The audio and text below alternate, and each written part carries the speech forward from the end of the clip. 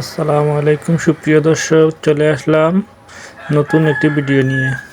প্রিয় দর্শকবৃন্দ, বাংলার ফসল ইউটিউব চ্যানেলের পক্ষ থেকে আপনাদের সবাইকে জানাই শুভেচ্ছা। বন্ধুরা, আজকে আমার বাগান পরিদর্শনের জন্য চলে আসলেন সময় টিভি চ্যানেলের সাংবাদিক ভাইয়েরা। ওনাদের সঙ্গে পরিচিত হলাম। ওনারা আমার বাগানটি দেখতে এসেছেন, তো ভাবলাম আমিও তার সঙ্গে একটা ছোটোখাটো একটা ভিডিও করে নেই। তো প্রিয় দর্শক বিন্দু, দেখতে পাচ্ছেন ওনারা ভিডিও চালিয়ে যাচ্ছেন, সাথে আমার চাচাও আছেন। এটা হচ্ছে বাড়ি মালটা 1, বাড়ি মালটা 2, এই জাতীয় মালটা। এটা হচ্ছে বাড়ি মালটা 2। দেখুন মালটার সাইজটা অনেক বড়। বৃষ্টির কারণে অনেক সমস্যা হয়েছে, যেগুলো আমরা আসলে জানতাম না যে মালটা কীভাবে সঠিক পরিচর্যাটা একটু ব্যতিক্রমী হয়েছিল। তো ওই জন্য অনেক মালটা নষ্ট হয়ে গিয়েছিল। আবার একটি গাছে প্রায় 30 থেকে 40 কেজি মালটা হবে, এরকমই মালটা এসেছিল। অনেকে বলে যে গ্রামে মালটা হয় না, মালটা কমলা এগুলা হয় না। এটা আসলে একটা ভুল ধারণা। তো আমরা আসলে 2 বিঘা জমি দিয়ে একটা মালটা বাগান তৈরি করেছিলাম। আপনারা সেটা তো দেখতেই পাচ্ছেন। দেখুন কত বড় সাইজের একটা মালটা। এগুলো আসলে বাজারের মালটার মতো সাইজ হয়। অনেকে বলে এগুলা মিষ্টি হয় না।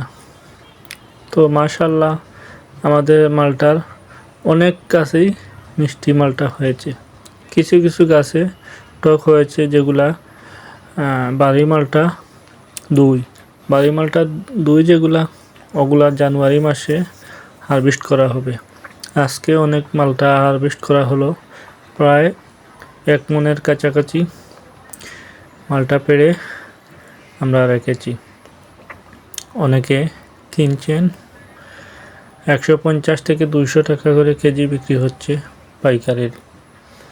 তো ভালোই, আপনারা যারা এভাবে মালটা বাগান করতে চান, আপনারা আমাদের মতো এভাবে যদি একটি মালটার বাগান করতে চান, তাহলে কৃষি অফিসারদের সঙ্গে পরামর্শ করে নেবেন। আপনাদের নিকটস্থ কৃষি অফিসে গিয়ে আপনারা একটি পরামর্শ করে নেবেন। আর মৌলভীবাজারের ভিতরে যদি কোনো দর্শক এই বাগানটি পরিদর্শন করতে আসেন, তবে অবশ্যই আমাদের সঙ্গে যোগাযোগ করবেন।